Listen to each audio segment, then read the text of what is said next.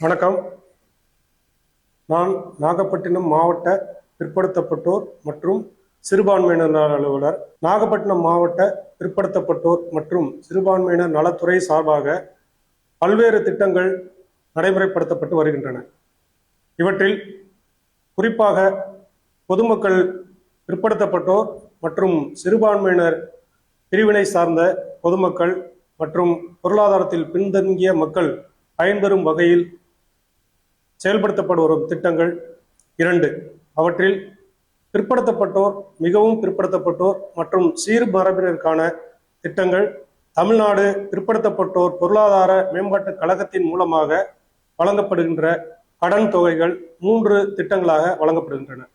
இவற்றில் திட்டம் 1 தனிநபர் கடன்.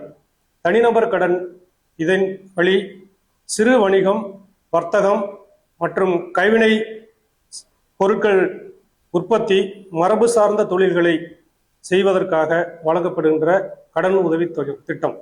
இந்த திட்டத்தில் பயன்பெறுவதற்கு விண்ணப்பிக்கும் நபர் பிற்படுத்தப்பட்டோர், மிகவும் பிற்படுத்தப்பட்டோர் மற்றும் சீர்மரபினராக இருக்க வேண்டும். அவருடைய வயது வரம்பு 18 முதல் 60 வயதுக்குள் இருக்க வேண்டும். அவருடைய ஆண்டு வருமானம் 3 லட்சத்திற்குள் இருக்க வேண்டும். ஒரு குடும்பத்தில் ஒரு நபருக்கு மட்டுமே இந்த திட்டத்தின் கீழ் கடன் தொகை வழங்கப்படும்.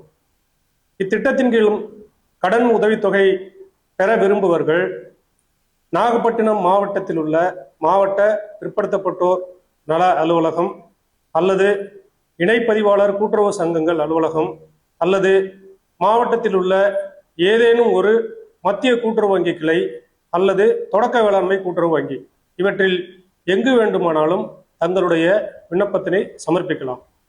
அவ்வாறு சமர்ப்பிக்கக்கூடிய விண்ணப்பத்துடன் தங்களுடைய இருப்பிடம் மற்றும் அடையாளத்தை உறுதி செய்யும் வகையில் ஆவணங்களாக ஆதார் அட்டை, குடும்ப அட்டை, வருமான சான்றிதழ், இருப்பிட சான்றிதழ், ஜாதி சான்றிதழ் ஆகியவற்றோடு அவர்கள் செய்ய விரும்ப உள்ள தொழில் சார்ந்த அறிக்கை இவற்றுடன் சேர்த்து தொடர்புடைய நிறுவனத்திடம் அல்லது அலுவலகத்தில் தாங்கள் விண்ணப்பித்தால் அந்த விண்ணப்பத்தினை மத்திய கூட்டுறவு வங்கியின் மூலமாக அவர்களுடைய கடன் கோரும் தொகைக்கான தகுதி, அவர்கள் திருப்பி செலுத்துவதற்கான வழிவகைகள் ஆகியவற்றை ஆராய்ந்து அவர்களுக்கு கடன் உதவி வழங்குவதற்கு பரிந்துரை செய்யப்படும்.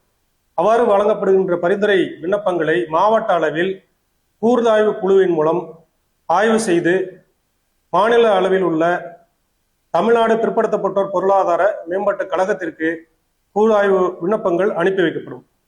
அந்த விண்ணப்பங்களின் அடிப்படையில் சென்னையில் உள்ள தமிழ்நாடு பிற்படுத்தப்பட்டோர் பொருளாதார மேம்பாட்டு கழகத்தின் மூலமாக தொடர்புடைய நபர்களுக்கு அந்தந்த கூட்டுறவு வங்கிகள் மூலமாக கடன் உதவித்தொகை வழங்கப்பட்டு வருகிறது.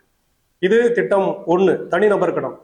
அடுத்ததாக 2வது திட்டம் கறவை மாடு வாங்குவதற்கான கடன். கறவை மாடு வாங்குவதற்கான கடன் மேலே சொன்ன அதே அடிப்படை தகுதிகளுடன் இருக்க வேண்டும்.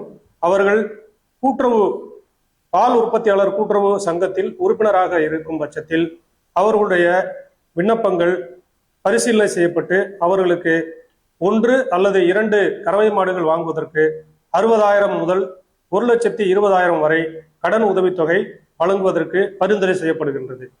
அடுத்ததாக 3வது குழு கடன். குழு கடன் ஆடவர் அல்லது மகளிர் குழுவில் உள்ளவர்கள் குழுவாகவோ அல்லது அந்த குழுவில் உள்ளவர்கள் தனி நபராகவோ கடன் உதவி பெறுவதற்கு விண்ணப்பம் செய்யலாம். அவ்வாறு விண்ணப்பிக்கும் பட்சத்தில் தனிநபர் கடன் கோரும் நேர்வில் 1,20,000 வரை கடன் வழங்கப்படுகின்றது. அதிகபட்சமாக 30 லட்சம் வரை இதில் குழு கடன் வழங்குவதற்கு வகை செய்யப்பட்டுள்ளது. இந்த விண்ணப்பங்களும் மாவட்ட அளவிலான கூராய்வு குழுவின் மூலம் ஆய்வு செய்யப்பட்டு மாநில அளவிலான பிற்படுத்தப்பட்டோர் பொருளாதார மேம்பாட்டு கழகம் டாப்செட்கோ என்ற நிறுவனத்திற்கு அனுப்பப்பட்டு அவர்கள் மூலமாக கடன் உதவித்தொகை விண்ணப்பம் வழங்கப்பட்டு வருகின்றது. அடுத்ததாக தமிழ்நாடு சிறுபான்மையினர் பொருளாதார மேம்பாட்டு கழகம். இந்த திட்டம் முழுக்க சிறுபான்மையினருடைய பொருளாதாரத்தை மேம்படுத்தக்கூடுவதற்காக செயல்படுத்தப்படுகின்ற திட்டம். இந்த திட்டத்துக்கு மாநில அளவில் தமிழ்நாடு சிறுபான்மையினர் பொருளாதார மேம்பாட்டு கழகம் என்ற நிறுவனம் மூலமாக மேற்சொன்னவாறு அதே திட்டங்களின் மூலம் கடன் வழங்கப்பட்டது. இதில் தனிநபர் கடன் வழங்கப்படுகிறது. தனிநபர் கடன் அதே போல அதிகபட்சமாக 20 லட்சம் வரை ஒரு நபருக்கு கடன் வழங்குவதற்கு இதில் அந்த உறுப்பினர் கடன் கோரும் விண்ணப்பதாரர் சிறுபான்மையினராக இருக்க வேண்டும். இதர ஆவணங்கள் அனைத்தையும் சமர்ப்பித்து அருகாமையில் உள்ள கூட்டுறவு வங்கியிலோ அல்லது மாவட்ட ஆட்சியர் அலுவலகத்தில் உள்ள பிற்படுத்தப்பட்டோர் நல அலுவலகத்திலோ அல்லது கூட்டுறவு இணைப்பதிவாளர் அலுவலகத்திலோ விண்ணப்பிக்கலாம். இவர்களுக்கு அல்லது குழு கடன் அதே போல பிற்படுத்தப்பட்டோர் பொருளாதார மேம்பாட்டு கழகத்தின் மூலமாக வழங்கக்கூடிய கடன் போன்றே தமிழ்நாடு சிறுபான்மையினர் பொருளாதார மேம்பாட்டு கழகத்தின் மூலமாகவும் குழு கடன் வழங்கப்படுகின்றது. இந்த குழுவில் மொத்தம் உள்ள உறுப்பினர்களில் 60% பேர் சிறுபான்மையினர் மக்களாக இருக்க வேண்டும்.